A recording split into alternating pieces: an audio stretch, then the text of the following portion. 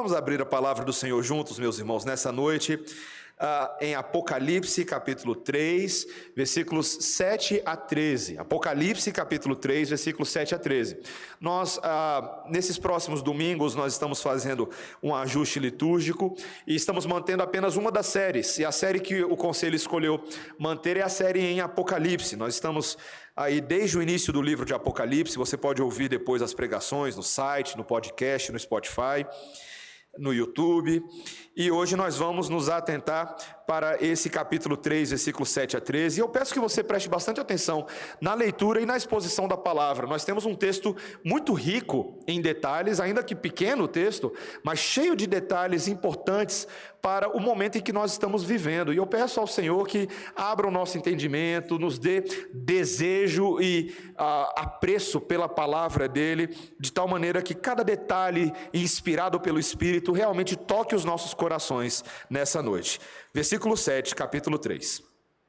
Ao anjo da igreja em Filadélfia escreve: estas coisas diz o santo, o verdadeiro, aquele que tem a chave de Davi, que abre e ninguém fechará, e que fecha e ninguém abrirá.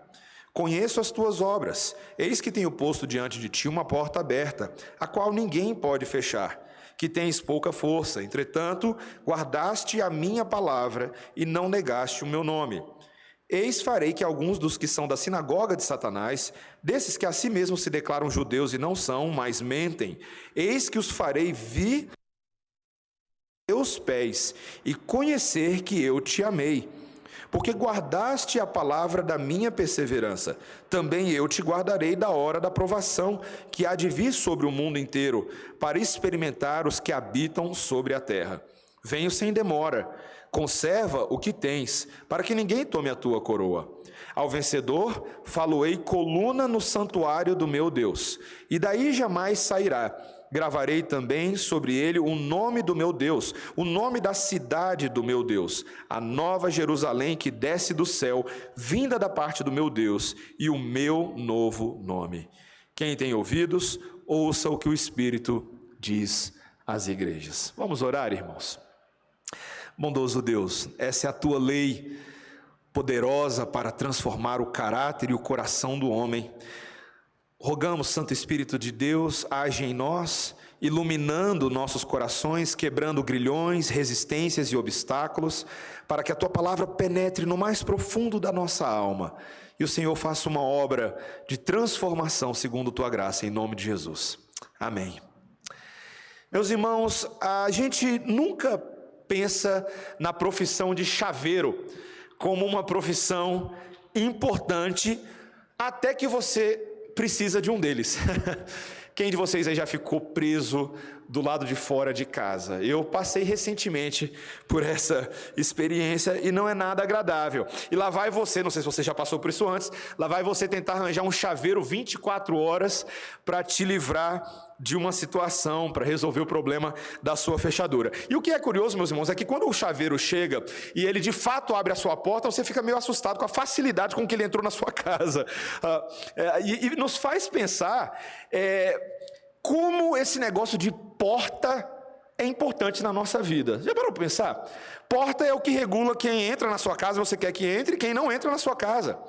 É curioso como a palavra de Deus usa muito esse simbolismo de portas, e nós usamos esse simbolismo para falar sobre essas oportunidades, sobre essas janelas de oportunidade que Deus coloca na nossa vida constantemente. Se abre uma porta de emprego, é bom você entrar por ela. Mas, de vez em quando, algumas portas se fecham, já dizia Kleber Lucas. Mas, meus irmãos, quantas vezes na nossa vida, nosso Deus guia os nossos passos assim? Não é verdade? É como se Deus fosse um grande zelador, um grande porteiro celestial, que vai abrindo e fechando portas, e nós vamos entrando por elas. Deus vai conduzindo nossos passos.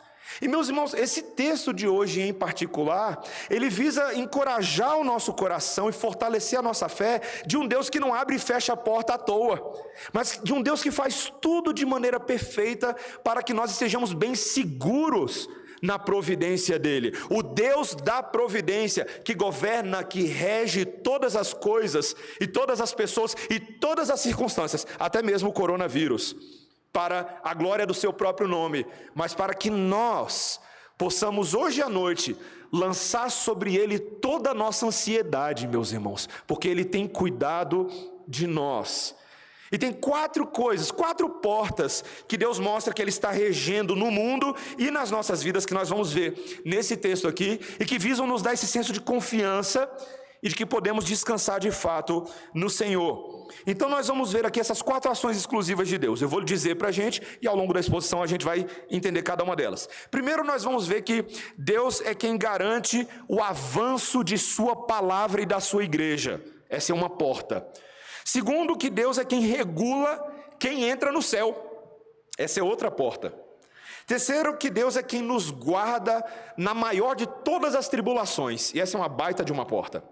E a quarta é que Deus é quem nos consolida por toda a eternidade. Essa é a última porta. Então vamos ver essas 4 portas, tá? Primeiro, Deus é quem garante o avanço da palavra e da igreja. Deixa a Bíblia aberta aí, tá? Tem muito detalhe exegético nesse texto, então eu preciso que você acompanhe comigo os detalhes, tá? Primeira coisa que ele fala no versículo 7, ao anjo da igreja em Filadélfia.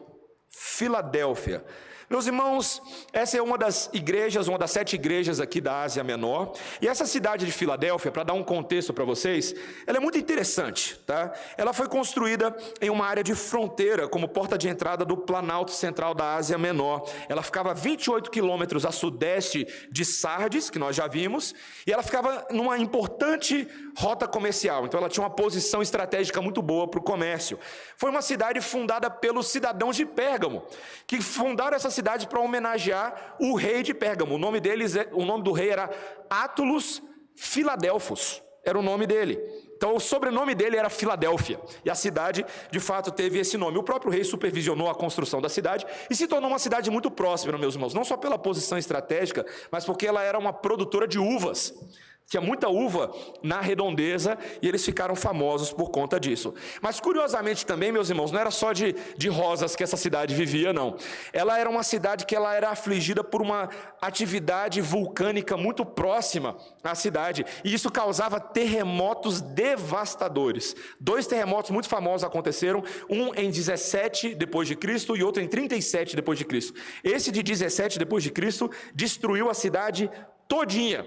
E os moradores da cidade ficaram com tanto medo que vários deles decidiram morar fora dos limites da cidade. Eles eram da cidade, mas moravam ao redor, porque tinham medo de algum tipo de maldição que pudesse ter sobre aquela cidade. Mas a cidade recebeu benefícios do governo imperial de Roma e conseguiu se reconstruir. E nessa de se reconstruir, eles decidiram homenagear o imperador que deu dinheiro para a cidade e mudaram o nome da cidade por um tempo. Ela passou a se chamar Neo-Cesareia. Em vez de chamar Filadélfia, ela chamou Neo-Cesareia, ou a nova cidade de César.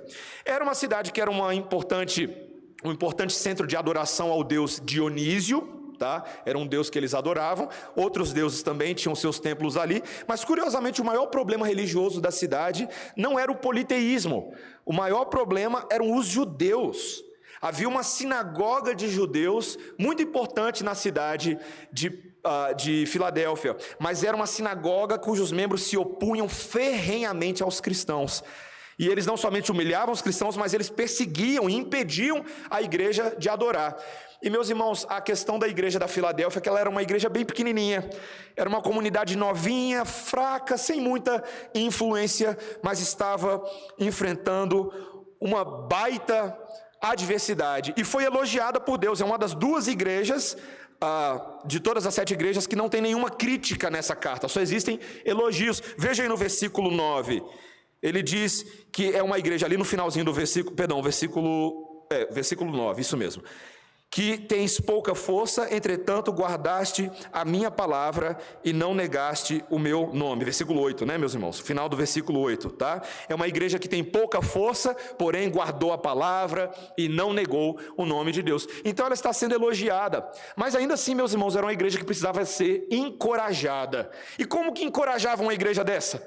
Enfrentando uma resistência judaica tão grande. A primeira coisa, meus irmãos, é que Deus queria lembrá-los quem estava falando com eles. Nós sempre seremos encorajados a partir de quem Deus é. E veja, no versículo 7, nós temos essas 4 características da identidade de Cristo. Primeiro, essas coisas diz o Santo. O Santo. Meus irmãos, esse título de Jesus é tão preferido aí no livro de Apocalipse, não somente porque Jesus não tinha pecados, mas santo porque ele era separado e dedicado a Deus, ele era devotado ao Senhor, ou seja, a igreja estava falando com aquele que era dedicado à obra de Deus, não somente o santo, mas também o quê? Que está falando aí? O verdadeiro, certo? Ou seja, essa palavrinha grega que nos lembra que ele é fiel, confiável, uma ideia que vinha desde o Antigo Testamento, a ideia daquele que é responsável por um pacto que Deus havia feito lá com o povo de Israel, em Abraão, e ele não se esquece desse pacto, ele cumpre aquilo que foi prometido agora em relação à igreja. Ou seja, meus irmãos, Jesus é santo, Jesus é verdadeiro, mas também é o que? Terceira coisa aí, é aquele que tem a chave de Davi. Interessante, né, meus irmãos, essas imagens que aparecem na Bíblia. O que tem a ver esse negócio de chave de Davi, né? Lá em Isaías capítulo 22, nós lemos ali a história de um homem chamado Eliaquim, e esse Eliaquim, ele recebeu, como novo administrador das coisas do rei, ele recebeu uma chave, e ele tinha então, por causa dessa chave, ele tinha autorização para exercer autoridade em nome do rei Davi. Meus irmãos, quem tem a chave na mão pode exercer autoridade em nome de outra pessoa. Meus irmãos, Davi era o rei mais importante da antiga aliança. Todo mundo se perguntava quem vai ser o sucessor, quem vai receber a chave. Jesus recebeu a chave.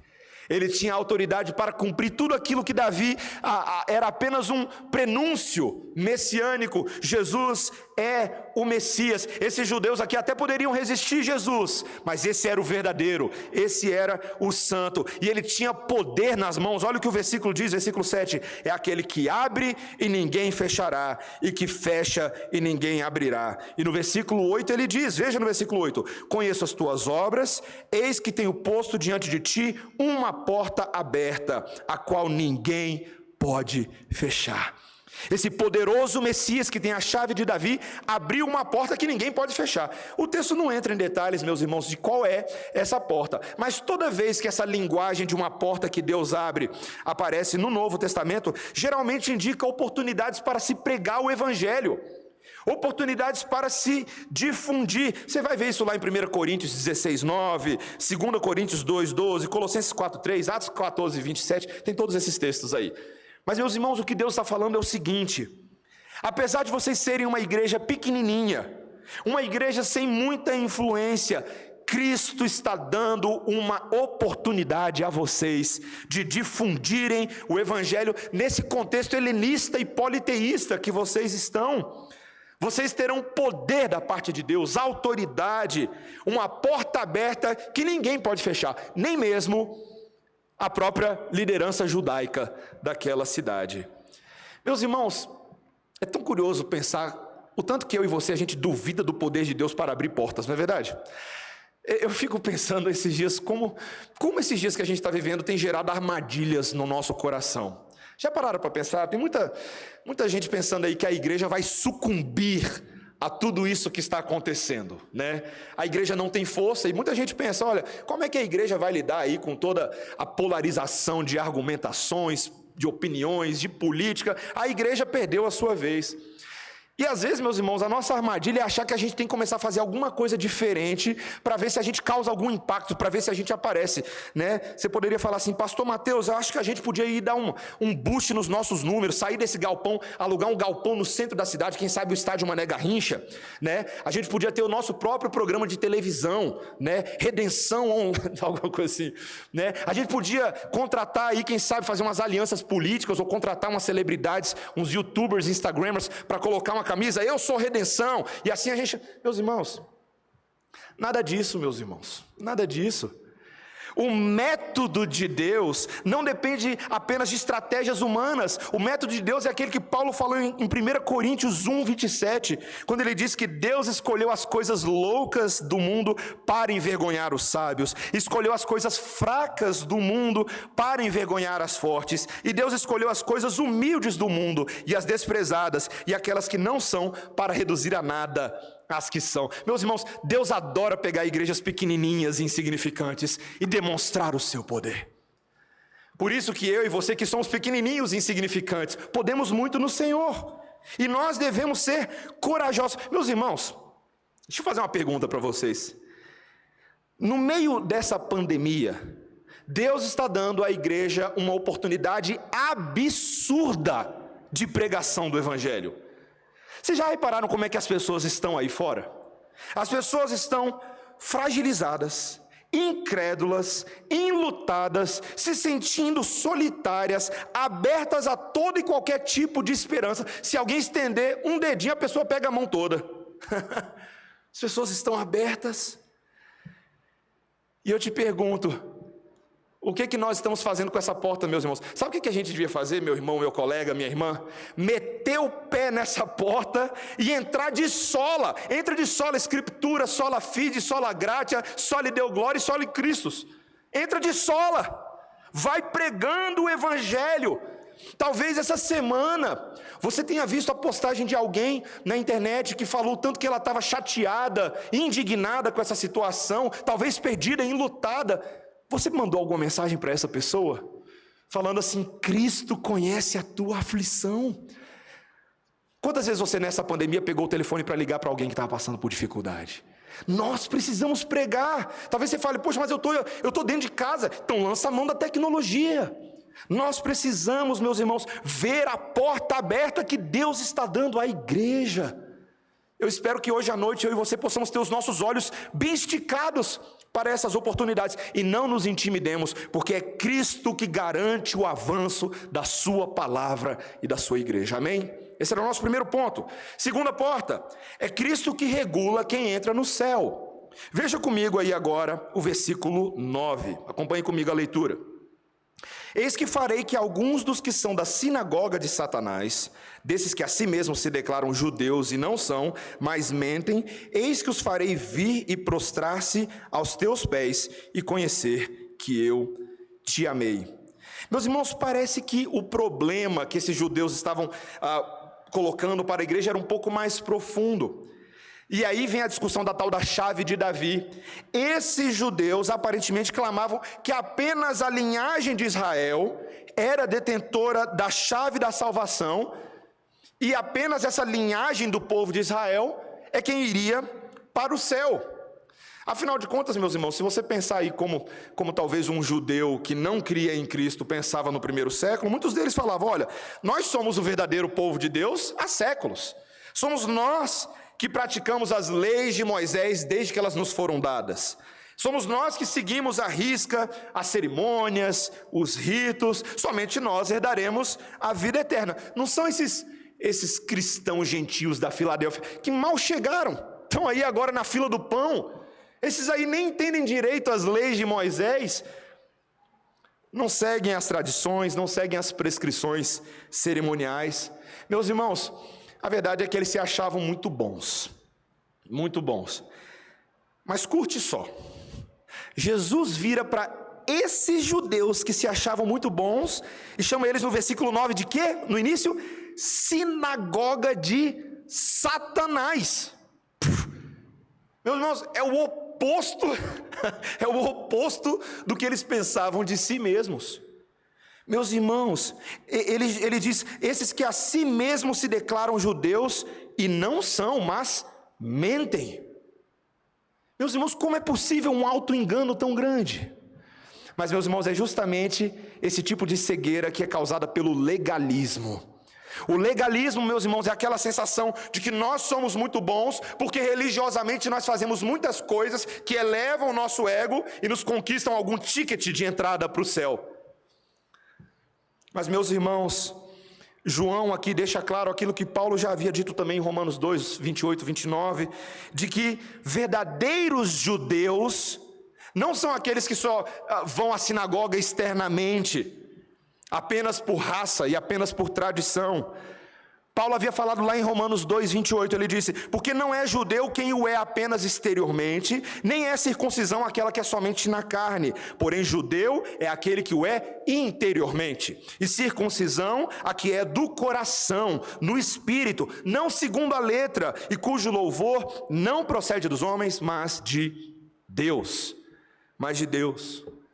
Meus irmãos, o que esses judeus falhavam brutalmente em entender é que a chave de Davi estava na mão, não dos judeus, mas do judeu Jesus. O Filho de Deus, o Messias. E se você rejeitar o Messias, você rejeitou tudo, você perdeu tudo. Somente o Cristo recebeu o poder absoluto e exclusivo para permitir acesso ao céu, ou excluir alguém do reino de Deus. Por quê, meus irmãos? Porque Jesus falou que Ele é a porta. Não foi o que nós lemos hoje? O que nós lemos hoje em João 10:9? Eu sou a porta, Jesus falou. Se alguém entrar por mim será salvo, entrará e sairá e achará passagem. Meus irmãos, a porta para o céu é Jesus. João 14:6, e disse Jesus: eu sou o caminho e a verdade e a vida, ninguém vem ao Pai se não for por mim.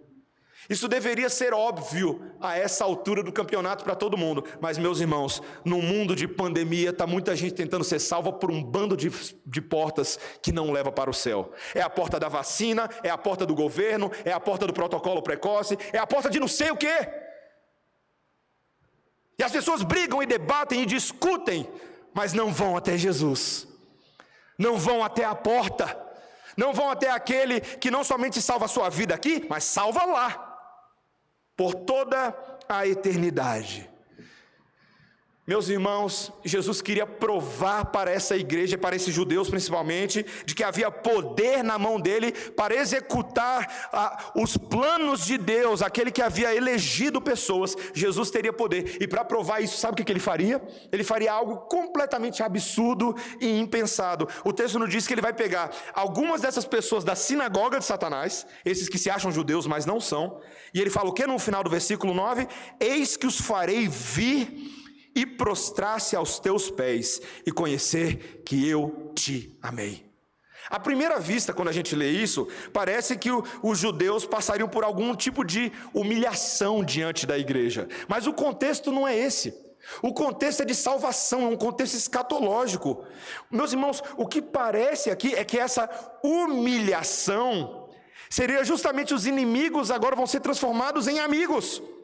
No meio da sinagoga de Satanás, tem alguns eleitos de Deus. Deus vai convertê-los. Eles virão e reconhecerão o amor de Cristo pela sua igreja. Meus irmãos, que amor predestinatório e poderoso é esse de Deus, que tem condições de fazer isso. Meus irmãos, às vezes, veja, eu e você hoje à noite só estamos aqui porque essa graça de Jesus nos salvou, amém? Você entende isso? Você crê nisso? Você só está aqui pelo poder de Jesus? Mas o problema, meus irmãos, é que quando a gente entra no céu, a gente depois fica tentando dar uma de leão de chácara para dizer quem pode e quem não pode mais entrar. É curioso esse sentimento no coração dos homens, dos religiosos, e quantas religiões tentam fazer isso. É o leão de chácara da festa, né? É o cara que fica lá na porta, dizendo, você é bonitinho, tá ajeitadinho, pode entrar na festa. Aí outros falam assim, não, você é feio, desengonçado, fica aí fora, tá? O céu não tem lugar para você não. Meus irmãos, mas ninguém tem esse direito, só Jesus estabelece quem entra no céu. Eu e você não temos esse direito. Não importa se a pessoa é cheirosinha e parecidinha com você, ou se ela é feia, não, Jesus é quem salva. Até porque tu é feio pra caramba, Jesus te salvou mesmo assim, né? Para pensar nisso. A feiura do seu pecado, a podridão das suas obras más, Jesus te salvou mesmo assim. Meus irmãos, se Jesus salva assim por amor incondicional, eu e você devemos continuar passando esse bastão da pregação para frente. A gente não cerceia a entrada no céu de ninguém, a gente prega o convite da graça do Evangelho. Essa é a mensagem de Deus. que nós devemos passar para frente. Meus irmãos, é ofensivo ao Criador quando as religiões dos homens tentam reduzir a graça, tentam colocar limites. É Ele quem convida, e nós passamos isso para frente. Esse era o nosso segundo ponto, meus irmãos, é Ele, é Deus quem regula quem entra no céu. Essa é uma das portas. Terceira porta, é Deus quem nos guarda na maior das tribulações. Veja, meus irmãos, que agora a igreja da Filadélfia passa a receber algumas promessas de encorajamento para que ela possa seguir em frente, principalmente diante de tudo o que vai acontecer. Veja comigo no versículo 10.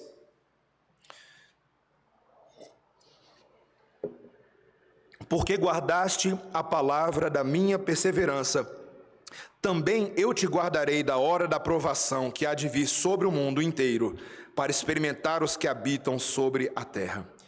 Meus irmãos, porque essa igreja foi uma igreja fiel, que se agarrou nas promessas de Deus, Deus iria recompensá-los fazendo algo por eles maravilhoso.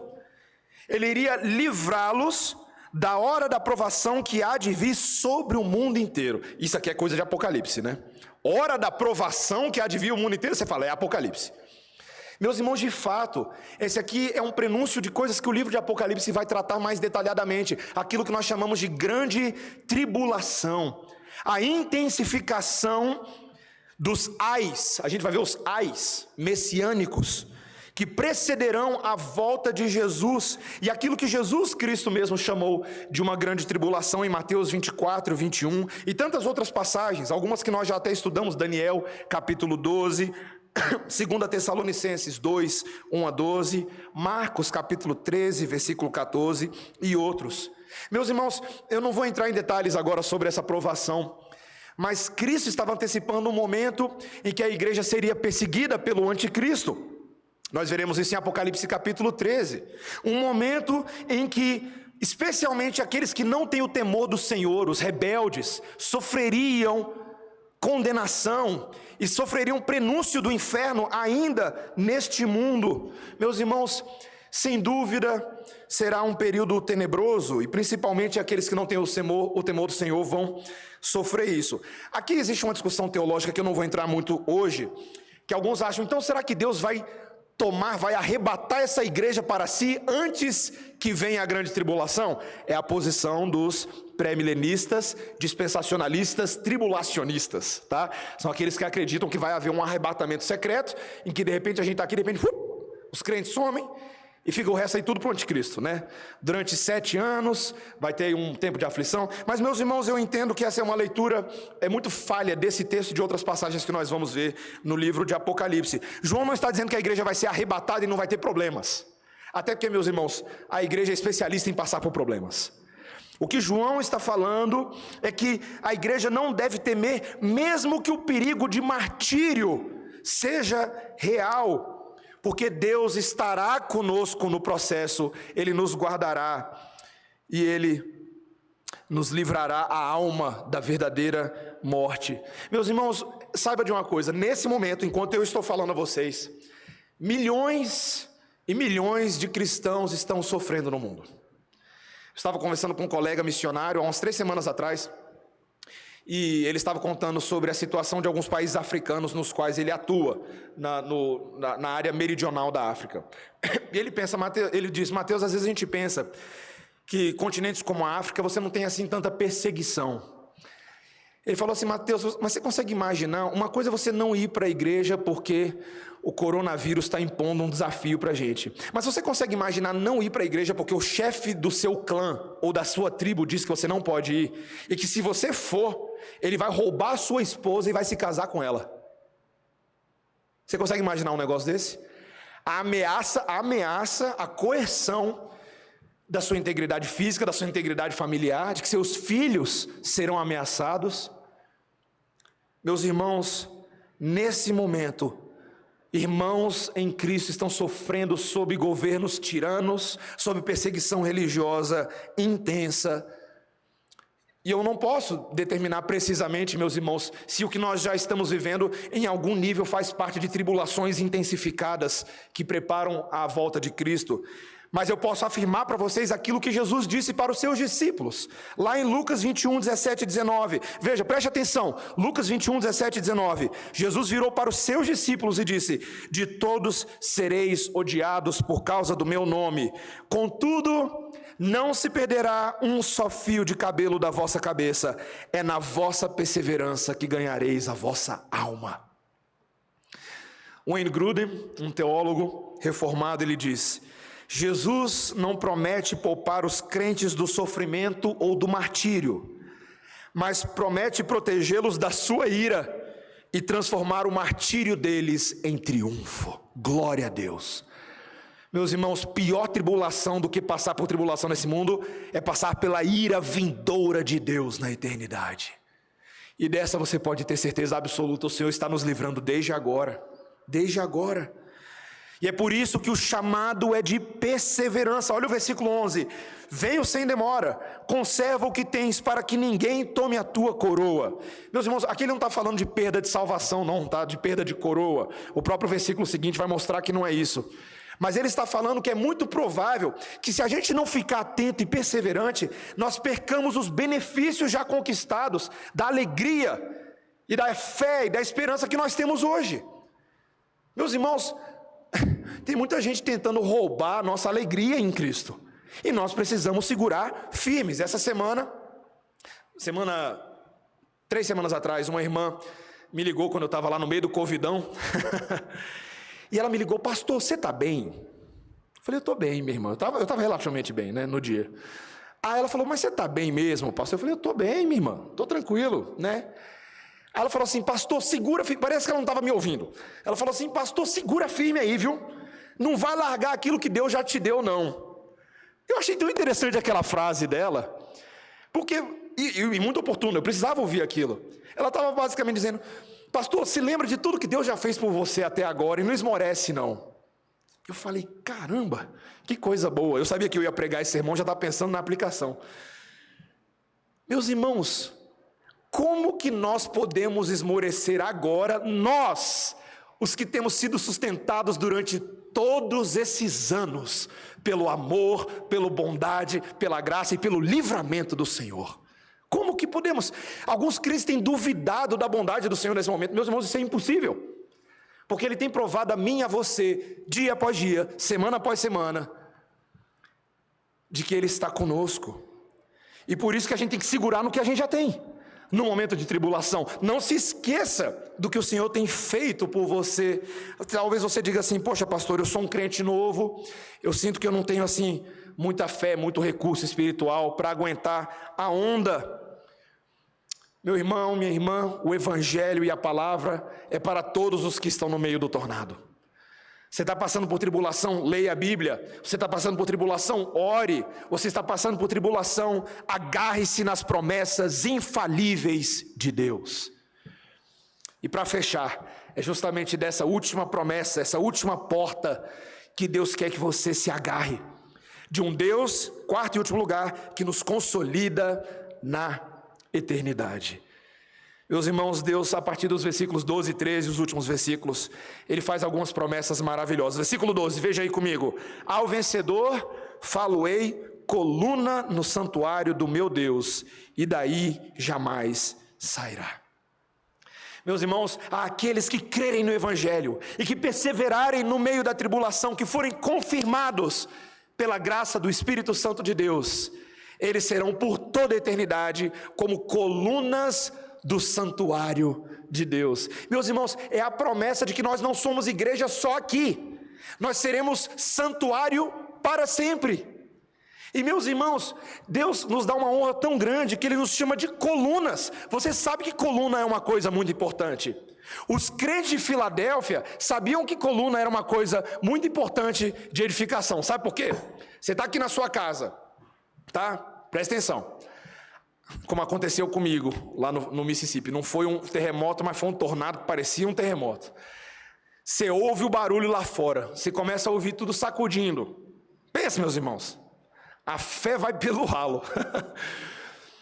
O medo, imagina aquelas cenas de terremoto, tá?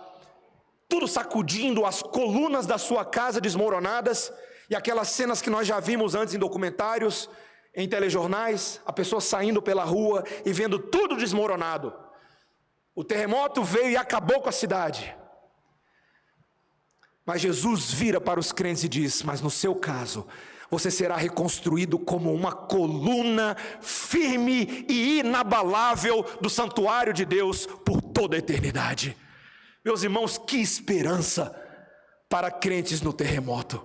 Que esperança, que alegria. Meus irmãos, mas não é somente sermos colunas e baluartes inabaláveis de uma igreja eterna, mas ele diz também, veja, ele continua no versículo 12: gravarei também sobre ele o nome do meu Deus, o nome da cidade do meu Deus, a nova Jerusalém que desce do céu, vinda da parte do meu Deus, e o meu novo nome. Meus irmãos, havia aqui uma cidade nova, não só colunas, mas uma cidade, um projeto novo. Eu não vou entrar muito nesse negócio de Nova Jerusalém hoje, mas havia um projeto de Deus de uma cidade que desce do céu e que abarca todos os crentes que são salvos em todos os lugares.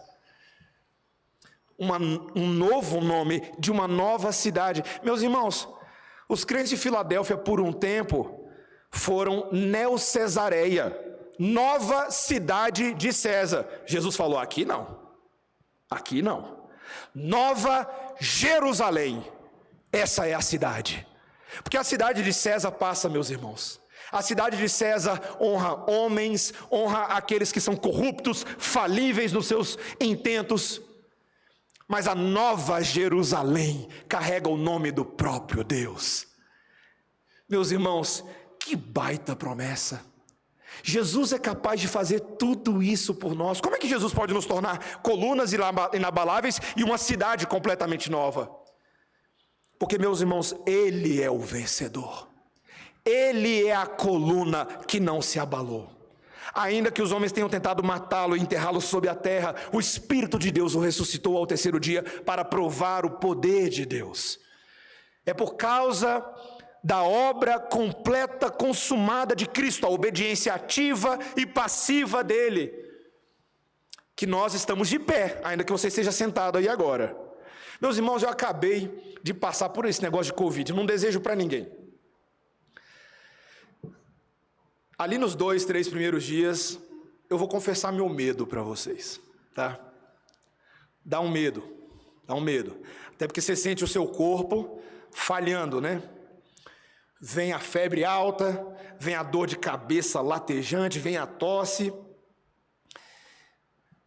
Mas, meus irmãos, no meio desse bando de sintomas veio Jesus também, consolando o meu coração, confortando a minha alma.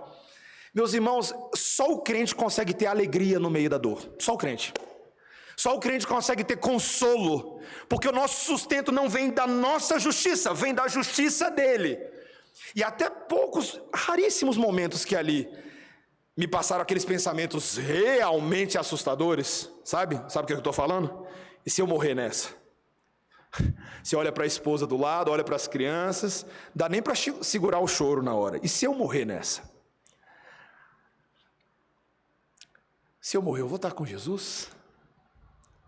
Se eu morrer, minha esposa continua com Jesus. Se eu morrer, meus filhos continuam com Jesus. Porque eu posso ir para longe, mas Jesus nunca vai para longe. Nunca vai para longe. Eis que estou convosco todos os dias, até a consumação dos séculos. Meus irmãos, Ele é a porta, Ele é o pastor, Ele é o cajado, Ele é o Deus presente e infalível. Fecho o meu sermão, meus irmãos, até porque a voz já não está mais aguentando. Fecho o meu sermão falando que nesse momento no mundo existem 2 tipos de porta que estão apelando para todas as pessoas, tá? Uma porta nós vamos chamar de porta dos desesperados. Você já assistiu o Sérgio Malandro antes? Tinha um quadro do Sérgio Malandro que era uma porta dos desesperados, era uma sátira com o Porta da Esperança do Silvio Santos, né? E aí era um programa com as crianças, tinha 3 portas lá, né? Ele chamava uma das crianças ao palco e atrás de uma das portas tinha videogame, bicicleta e outras coisas. Nas outras 2 portas tinha um homem vestido de gorila, gigante, para aterrorizar. Gente, aquilo era sádico, era sadismo aquilo. As crianças saíram chorando do palco. Mas, meus irmãos, essa é a porta dos desesperados. Nesse momento, nesse mundo está cheio de gorila assustador, causando medo no coração das pessoas. Mas, meus irmãos, a outra porta é a verdadeira porta da esperança. Aquela, meus irmãos, da música que nós vamos cantar agora, assim que terminar o sermão, dessa música que eu amo tanto, quão grande o amor do Pai por nós, quando ela descreve precisamente o que Cristo faz pelo pecador, quando ele diz: o meu pecado segurou na cruz até a consumação, seu último suspiro foi a porta da minha redenção. Eu não me orgulharei então nas coisas deste mundo, me orgulharei no meu Jesus, na sua morte e na sua ressurreição. Meus irmãos, eu espero que eu e você nessa noite não corramos para a porta dos desesperados, nem façamos aglomeração na frente dela, mas que a gente consiga fazer uma aglomeração santa na porta da redenção. E eu não me refiro somente a essa igreja local, eu me refiro à mensagem que liberta pecadores da morte. Que eu e você não tenhamos medo de lembrar essas 4 coisas. Deus garante o avanço da sua palavra, Deus regula quem entra no céu, Deus nos guarda na maior das tribulações, e Deus nos consolida na eternidade. Vamos orar, irmãos. Bondoso Deus, tua palavra é tão poderosa, tão maravilhosa, tão encorajadora. Ela consegue tirar o nosso foco das circunstâncias do tempo presente e nos leva a tocar o céu transcendentalmente, tocar a barra das vestes de Jesus, de quem emana poder para curar, poder para sustentar e poder para regular todas as portas pelas quais devemos passar neste mundo, para que o Senhor seja glorificado em nós e nós sejamos dependentes do Senhor. Senhor, nós te exaltamos nessa noite. Sabemos que as aflições do tempo presente têm pesado nas nossas almas. Muitas vidas têm sido ceifadas, muitos têm passado pela tribulação, mas nós declaramos o poder que há no nome de Jesus. Senhor, restaura em nós esta fé e esta perspectiva dos acontecimentos, para que não fiquemos trôpegos pelo caminho, mas sejamos consolidados como colunas do santuário de Deus, em nome de Jesus. Amém.